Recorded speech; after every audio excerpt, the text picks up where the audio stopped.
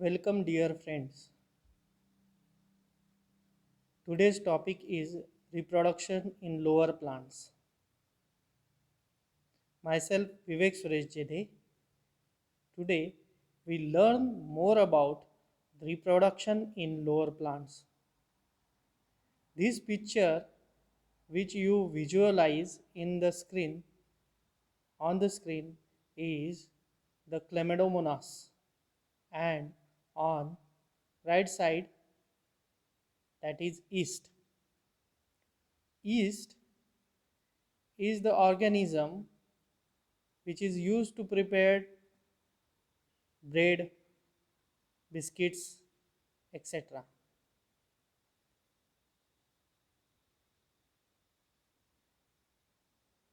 Dear student,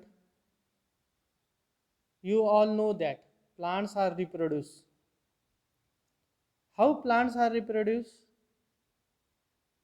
Plants कैसे आगे बढ़ते हैं या कैसे ग्रो होते हैं? यू ऑल नो दैट कि जो सीड होते हैं प्लांट के, वही जो है जब हम ज़मीन के अंदर डालते हैं तो उससे प्लांट बनता है। ये तो हो गई एक मेथड जो हायर प्लांट्स के अंदर होती है, ठीक है। पर दूसरी मेथड भी है जिसको हम बोलते हैं without seed. How plants are reproduce without seeds. Without seed से भी प्लांट रिप्रोड्यूस हो सकती है। एक प्लांट जिसका आप रूट अगर ज़मीन के अंदर डाल देते हो तो कुछ कुछ प्लांट्स जो है वो जर्मिनेट हो जाते हैं। स्टेम्स भी अगर लगा दिए अपन ने तो भी प्लांट्स जो है वो ग्रो हो जाते हैं। लीफ से भी प्लांट, कुछ कुछ प्लांट्स जो है वो लीफ से भी बनते हैं, और कुछ कुछ प्लांट्स जो है वो बर्ड जो रहते हैं, फ्लावरिंग बर्ड्स, तो उनसे भी बनते हैं। सो these are the different kinds of modes of reproduction of the plants. Why reproduction is essential process? Reproduction जरूरी क्यों है? आपको क्या लगता है? रिप्रोडक्शन क्या है? Reproduction is the ability of living organism to give rise to young one of their own kind. इसका मतलब वो होता है कि रिप्रोडक्शन से लिविंग ऑर्गेनिज्म जो है वो नए ऑर्गेनिज्म बनाते हैं और वो दिखने में उनके जैसे ही होते हैं। There are two methods of reproduction. First one is asexual reproduction. Second one is sexual reproduction. Asexual reproduction का मतलब होता है clones. What is clones? You all know that.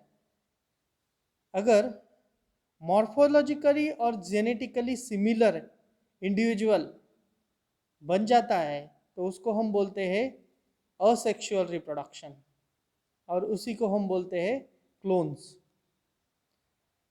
Morphologically and genetically identical individual produced by asexual reproductions are called as clones. And यहाँ पे picture में आपको दिख रहा है एक जास्वंदी का फ्लावर है। आपको पता है ना, जिसको गणपति को दिया जाता है, गणपति को चढ़ाया जाता है, ऐसा जास्वंदी का फूल। और वो जास्वंदी का फूल जो है यहाँ पे पिक्चर में दिखाया हुआ है। यहाँ पे दूसरा भी एक जास्वंदी का फूल है। दोनों में क्या फ़र्क है? एक फ्लावर जो है वो येलो इन कलर है, ठीक है, और दूसरा जो है वो रेड इन कलर है। तो दोनों मॉर्फोलॉजिकली सिमिलर है क्या? नहीं, उनके अंदर कलर का डिफरेंस है, ठीक है। तो इन दोनों फ्लावर्स को हम एक दूसरे के क्लोन बोल सकते हैं क्या? नहीं, हम इन दोनों फ्लावर्स को एक दूसरे का कलर या क्लोन्स नहीं बोल सकते। यहाँ पे एक तीसरा फ्लावर है जो बी फ्लावर है।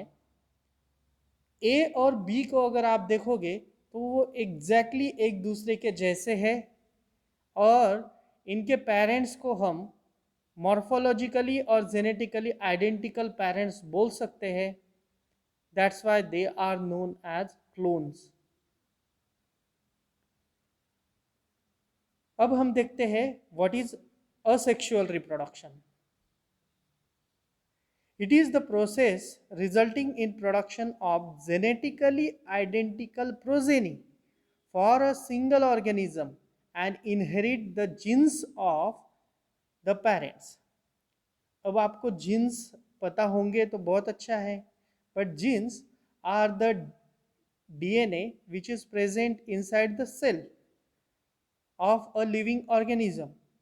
तो ये जो जीन्स रहते हैं, हमारे जीन्स और पेरेंट्स के जीन्स सेम है क्या? नहीं, उसमें भी कुछ डिफरेंस है. इसलिए हम है और पेरेंट्स पेरेंट्स है. ठीक है ना? तो ये जो जीन्स रहते हैं, ये अगर एग्जैक्टली पेरेंट के जैसे होंगे, exactly identical to the parents, then it is due to asexual reproduction. In sexual reproduction ये पेरेंट्स के जैसे नहीं होते हैं. कुछ कुछ जीन्स उनके जैसे हो सकते हैं, पर सारे के सारे जीन्स वो पेरेंट्स के जैसे नहीं होते हैं. ठीक है? So asexual reproduction which has the morphologically and genetical identical individuals, और इसी को हम क्या बोलते हैं? क्लोन्स. नेक्स्ट आता है different modes of reproduction. Asexual reproduction के डिफरेंट मोड्स कौन से हैं? इसके अंदर आते हैं 3 अलग अलग मोड्स.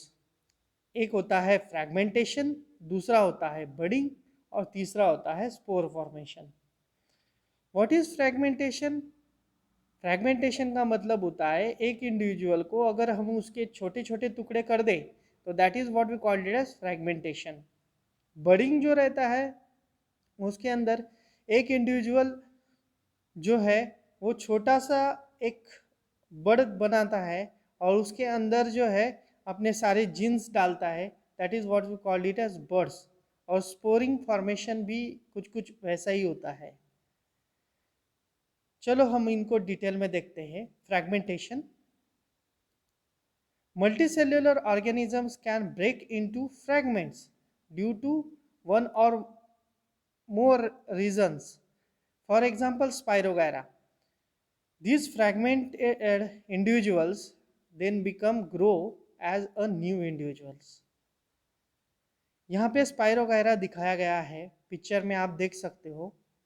एक सिंपल लिविंग ऑर्गेनिज्म रहता है स्पाइरोगायरा, और वो उसके अगर फ्रैगमेंट्स हो जाते हैं, ठीक है, ये वाटर बॉडीज में मिलता है, उसके अगर छोटे छोटे फ्रैगमेंट्स हो जाते हैं तो that will what we called it as fragmentation, और उसके वजह से नए इंडिविजुअल्स बनते हैं. ठीक है ना? दूसरा मेथड होता है budding. What is budding? Method of asexual reproduction which is present in unicellular east. वही ईस्ट जिससे हम ब्रेड बनाते हैं. वन और मोर आउटग्रोथ बनती है उसकी, and that becomes a new individual. कैसे? वो आप इस YouTube के वीडियो के अंदर देख सकते हैं. आप इसका स्क्रीनशॉट ले सकते हैं और इस YouTube के अंदर आपको जो है ये मिल जाएगा दिखने को. कैसे होता है बर्डिंग ऑफ ईस्ट? ये सिंपल डायग्राम में बताया गया है. यहाँ पे आपको दिख रहा है कि ईस्ट का एक छोटा सा सेल है, then it becomes mature and develop into a old yeast cell, और उससे जो है developing birds बनते हैं, and that developing birds will form new birds, and new birds become the chain of birds, and ये जो chain of birds है ये आगे चल के नया ईस्ट सेल बनाते. So budding is the process in which yeast develop birds, and that birds become new yeast. अब हम तीसरा मेथड देखते हैं, that is the spore formation. Formation of flagellated और motile zoospores, that is in Chlamydomonas. Chlamydomonas भी एक type का छोटा सा सिंपल ऑर्गेनिज्म है, और अगर आप देखोगे तो इस स्लाइड के शुरुआत में ही मैंने उसका डायग्राम आपको दिखाया था। This is what we called it as Chlamydomonas. और इनके जो एंटीना जैसे स्ट्रक्चर दिख रहे हैं, that is called as zoospores. और ये जूस्पोर्स आगे जाके एक नए इंडिविजुअल्स बनते हैं, that is what we called it as छोटे Chlamydomonas. Interesting fact, you all know that कि ट्रीज का प्रपोर्शन जो है वो कम होते जा रहा है दुनिया में। दुनिया के अंदर 422 ट्रीज फॉर एवरी इंडिविजुअल बचे हैं, और इंडिया के अंदर कितने हैं? दैट इज ओनली 28 पर इंडिविजुअल। सो बच्चों, आप भविष्य हो और आपको ही जो है बहुत सारे पेड़ लगाने हैं और उनको बढ़ाना है।